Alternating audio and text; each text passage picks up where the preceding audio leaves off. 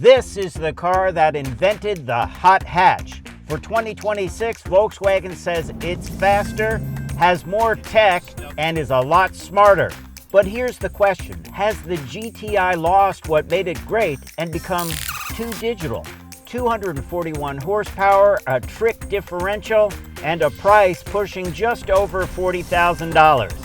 Is the GTI still the best performance bargain, or are cars like the Civic Si and the WRX finally catching up? Let's find out before you spend your money. Hey, it's Fred Staub for Cruise Control Motoring. Today we're behind the wheel of the 2026 Volkswagen GTI Autobahn edition. This one might surprise you. For more than 40 years, the GTI has been the benchmark, blending performance, practicality, and everyday usability. And that formula, well, it's still at the core of this 2026 car. Practical performance, that's all about the GTI. I remember thinking that when I first saw it, when it first came out. I thought about buying one. I thought, this is a great vehicle. It's a hatchback. It's got plenty of room when you put the rear seats down, but it's got a lot of performance and a lot of style. That style is still found on the outside thanks to the GTI's familiar two-box shape that manages to be both practical and aerodynamic at the same time. I liked how the traditional red accent stripe popped with the no extra charge slate blue paint, and that grille featured the lighted VW logo. The under bumper fascia gets the honeycomb treatment that's been seen often in the current VW lineup. The GTI's lower suspension tucks the 19-inch wheels nicely in the wells. The rim design definitely gives me a Alfa Romeo Teledial vibe. Roof glass is flush fit and fixed, which means less weight and a lower center of gravity. Out back, the clean design continues with two large exhaust pipes and a roof-mounted spoiler. I look around the interior and it is pretty much from the Volkswagen parts bin, which is not a bad thing. Their navigation system and their infotainment system, it's the same that you find in the Taos, the Tiguan, and now the new Atlas. And that's fine, works great.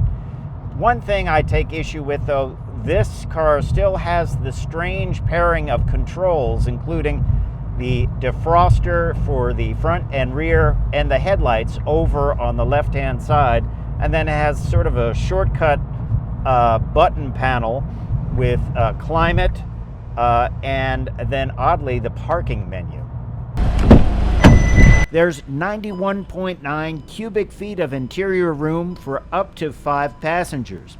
The steering wheel gets dedicated real buttons for changing the instrument view and turning on the heated steering wheel. And there's a GTI red accent on the lower spoke. I like the stainless steel textured trim on the dash and door cards, and there's a big dose of piano black trim just about everywhere. For 2026, the GTI gets a 12.9-inch infotainment display that's angled slightly towards the driver. This is paired with a 10.25 fully configurable digital cockpit.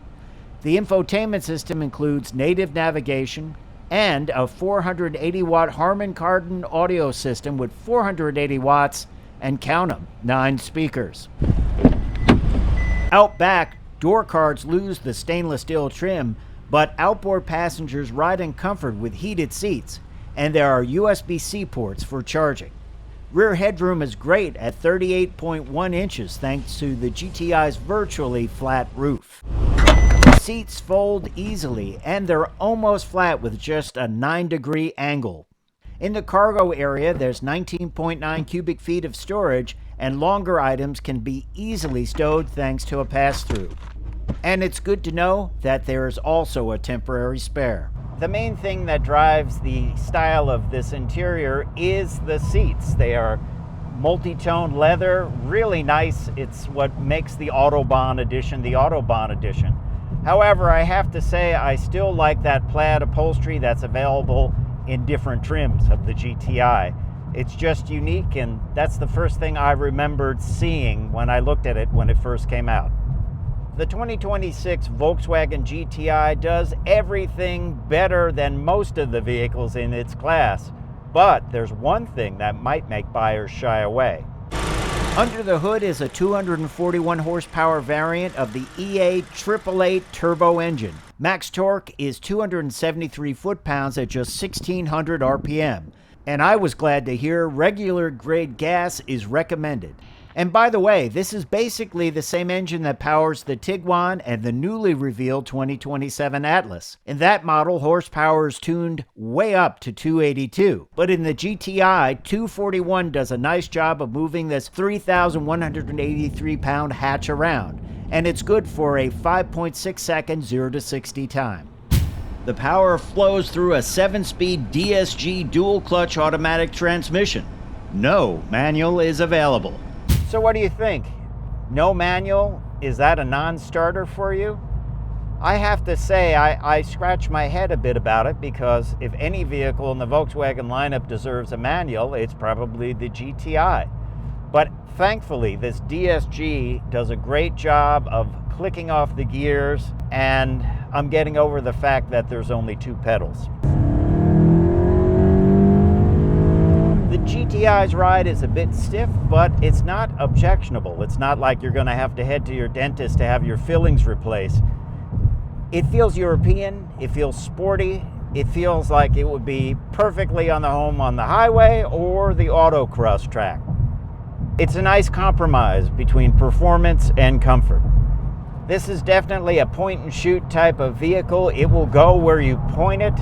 It is front-wheel drive only, and all that horsepower goes through those front wheels, but I did not notice any torque steer, thanks to the Volkswagen engineers, and it is quite a fast little hot hatch. All GTIs come with an electronic locking differential, or as they like to call it, an XDS. And they also have an active DDC system which reacts to road surface and driving situations while taking in inputs including steering, braking, and acceleration.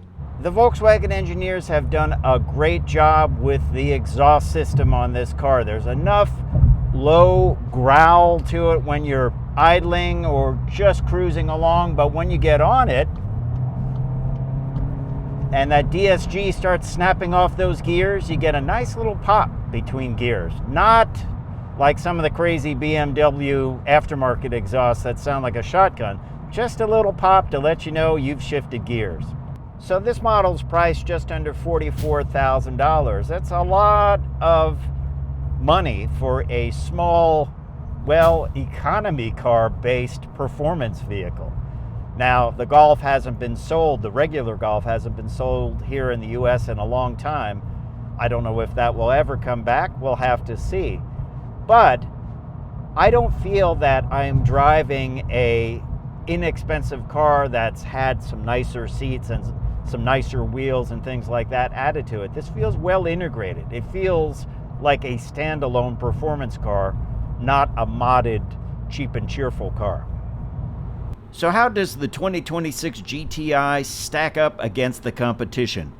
Look at the Civic Si. Lower price, sure, but less power.